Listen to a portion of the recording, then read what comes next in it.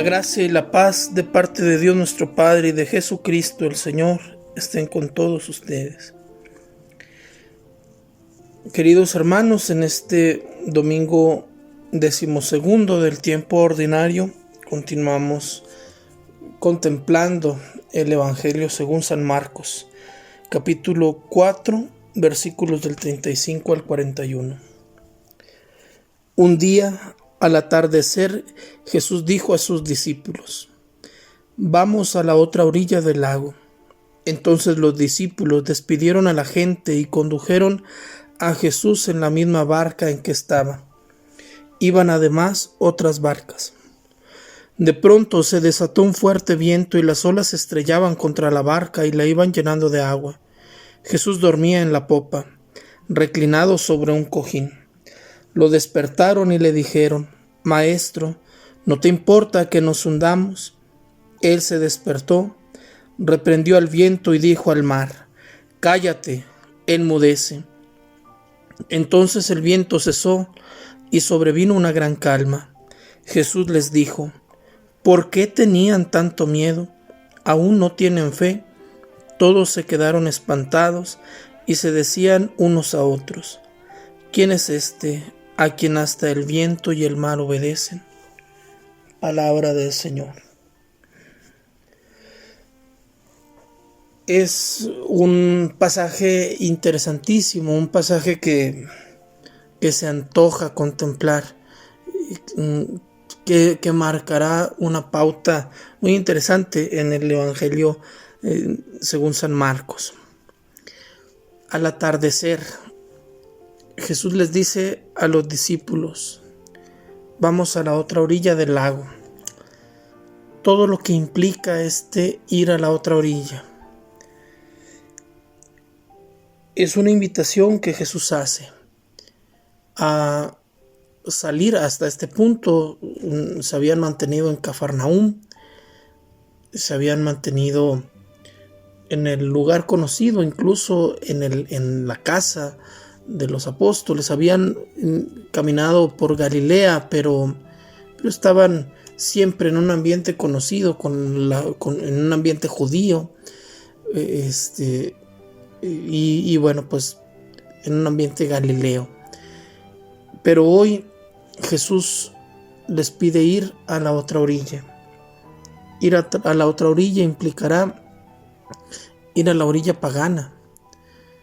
Desde la orilla en Galilea se podía ver las montañas de la otra orilla.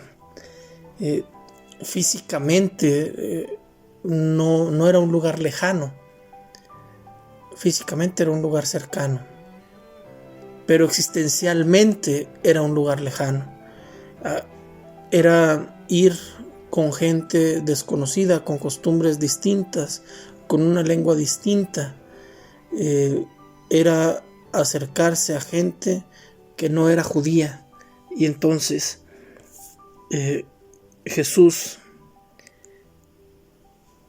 lleva a los apóstoles a la otra orilla. Esto es interesante porque aunque Jesús sabe su plan, cuando Jesús nos lleva a la otra orilla, nosotros no lo sabemos. Y desde este momento para los apóstoles empezará a haber una sensación de miedo, de angustia ante lo desconocido. Aún antes de que empiece la tormenta, los apóstoles ya tienen esa sensación. Entonces, se nos acababa de hablar con las parábolas de las semillas, y hoy Jesús quiere ir a sembrar en otras tierras.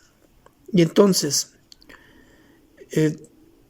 nos vamos a entrar en una parábola pascual. Un Jesús que guarda silencio. Un Jesús que no se inmuta ante el miedo de los apóstoles. Seguramente en el tiempo en el que el Evangelio según San Marcos fue escrito, los cristianos se sentían muy identificados con este pasaje, porque tantas veces ellos como iglesia estaban en esa pequeña barquita que atravesaba la tormenta. un mar inestable, una sociedad inestable, una sociedad que era agresiva hacia todo lo que se refiriera a Cristo, una barca que no ha encontrado la orilla y que se encuentra siempre en manos de Dios. Jesús entonces se duerme. ¿Cómo es posible que Jesús se duerma?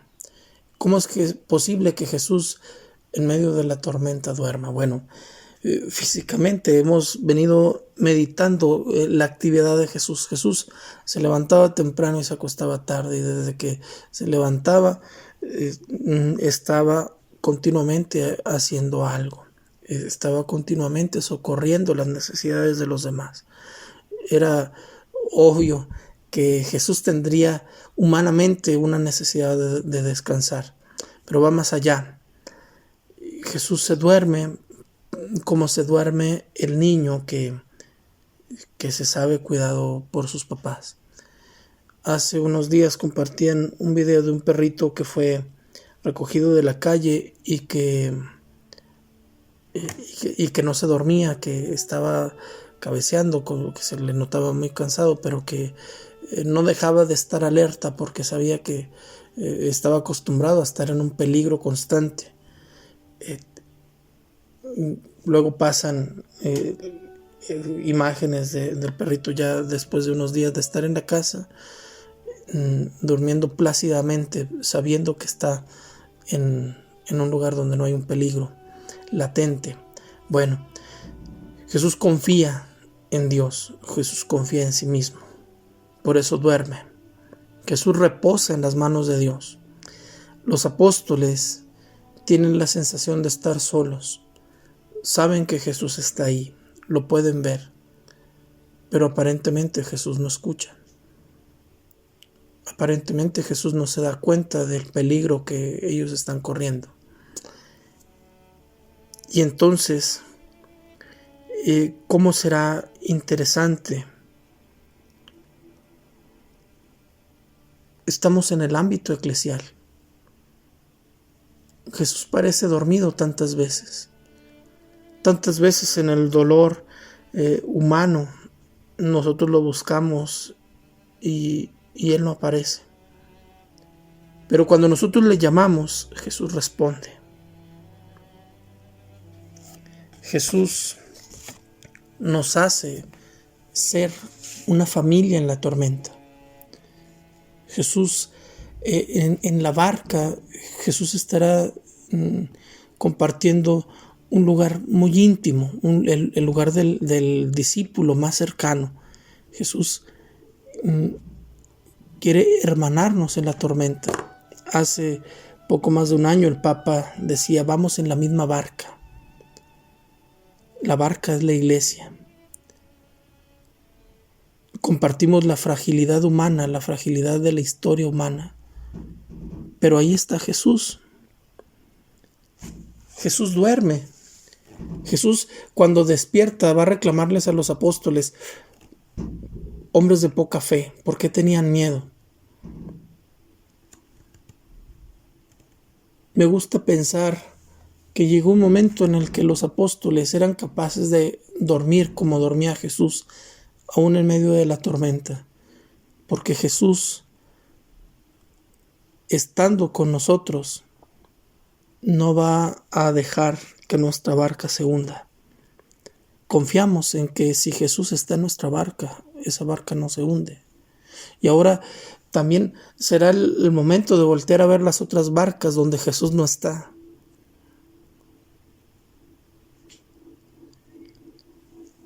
Por fortuna, por gracia, tú y yo sabemos que Jesús va en nuestra barca. ¿Confiamos o también estamos llenos de miedo? Los apóstoles le gritan a Jesús, no te importa que perezcamos. Ese es el drama humano. El sentirnos abandonados, el sentirnos solos, el sentir que nuestra existencia le es indiferente a Dios. Pero nuestra existencia no le es indiferente a Dios. A Jesús le importa tu vida. Ahora tú confías en que Jesús está en tu barca y que estando Él en tu barca no se hunde y tu barca atravesará tantas tormentas. Porque está la tormenta exterior, el viento, el agua. Los apóstoles se sienten frágiles delante del viento. La barca truena, se inunda, ellos mismos están empapados. Pero también hay una tormenta interior. Ellos tienen miedo. Ellos no son capaces de comprender lo que está pasando. La incomprensión de los apóstoles ha llegado a lo más hondo de su corazón, y esa incomprensión crea una tormenta interior. Somos capaces de tener paz en medio de la tormenta. Jesús no encuentra fe en los discípulos. Jesús va más allá del judaísmo rabínico. Jesús va entonces allá donde estará, en Gerasa, donde estará aquel endemoniado que quiere seguirlo. Irá y se encontrará con la sirofenicia. Jesús ya se topó con el leproso, ya se topó con la suegra de Pedro, y en todos estos personajes Jesús ha encontrado fe, pero en los discípulos no. Los discípulos todavía no creen en Jesús, todavía no confían en Jesús.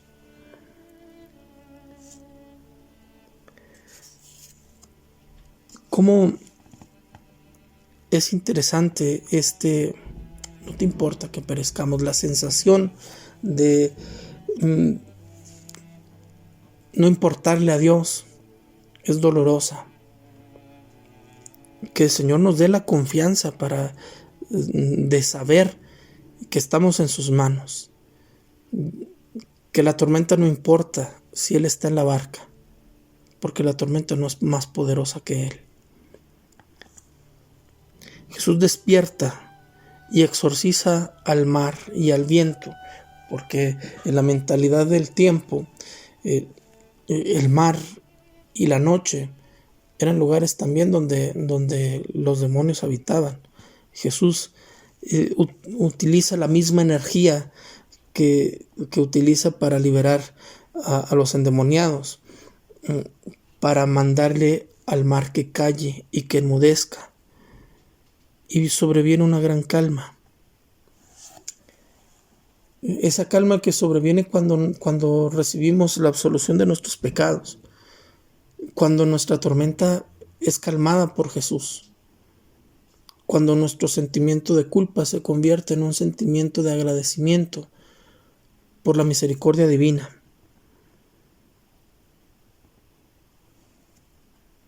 Los discípulos, llenos de miedo, no comprenden, no confían. Jesús es el capitán que no abandona la barca. Cuando tú tienes esa certeza, entonces dejas de temer a las tormentas. ¿Quién es mi enemigo que se me enfrente? Hay 3 travesías por el lago. En cada una los discípulos entran en crisis, y en cada una Jesús se presenta como Salvador. En cada una los discípulos no lo comprenden. La tormenta expresa la fragilidad de nuestra vida y nos lleva de la orilla judía a la orilla de los gentiles. Para poder comprender al otro, a veces tenemos que atravesar por la tormenta. Cuando Jesús se oscurece en la cruz, Jesús consigue vencer al poder de los demonios. Es por eso que esta imagen no deja de ser una parábola pascual. Cuando Jesús se oscurece en la cruz, cuando tú te oscureces en tu propia cruz, estás llamado a, por el poder de Jesús, vencer a los demonios. Jesús entonces nos está invitando a no tener miedo. Jesús nos invita a confiar en Él, a abandonarnos en Él. Jesús nos invita a contemplarlo durmiendo. ¿Dónde quieres poner tu atención en este momento de tu vida? ¿En la paz que te transmite ese Jesús que duerme? ¿O en la tormenta que te llena de miedo? Jesús viene otra vez a decirte, vayamos a la otra orilla. Jesús quiere darte la oportunidad de tener una experiencia apasionante, una experiencia de esas que marcan la vida. No le digas que no. No te quedes en la orilla cómoda.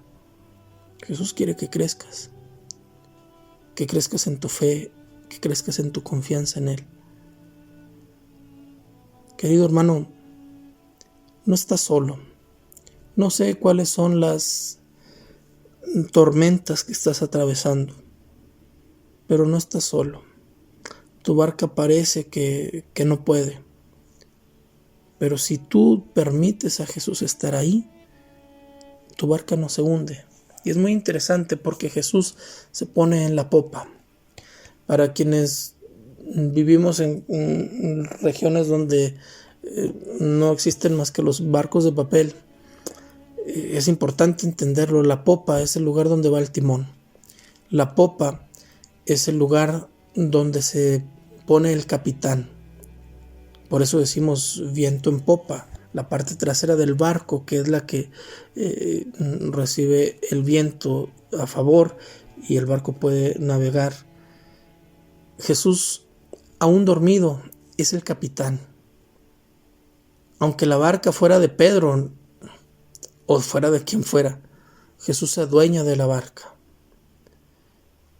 Y este capitán no solamente tiene poder sobre la barca, tiene poder también sobre el mar y sobre el viento. Surge del corazón una pregunta muy interesante. ¿Quién es este? ¿Quién es este? ¿Cuántas veces se repite esa pregunta en el Evangelio?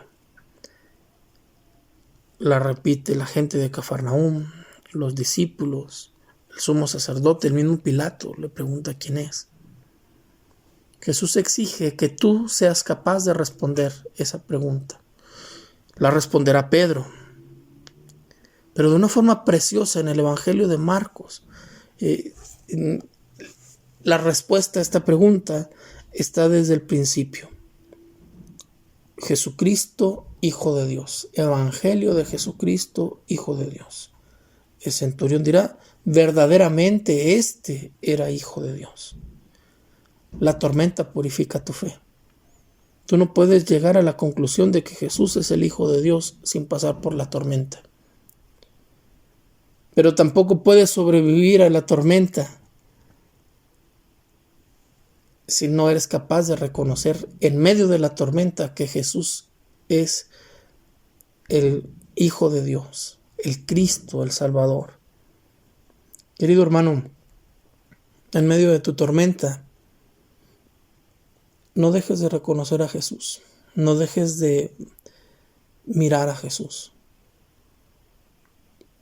No pongas tu atención en la tormenta, pon tu atención en un Dios que quiere acompañarte, que quiere llevarte más allá de la tormenta. Pidamos por todos aquellos que van en barcas donde Jesús no está, por todos aquellos que no tienen conciencia de la presencia de Jesús en sus vidas, de todos aquellos que creen que a Jesús no les importa que perezcan. Pidamos por ellos para que la gracia de Dios les permita encontrar a Jesús en sus vidas, y pidamos por nosotros para que el Señor nos permita reafirmar aquello que decimos creer. La bendición de Dios Todopoderoso, Padre, Hijo y Espíritu Santo, descienda sobre ustedes y los acompañe siempre.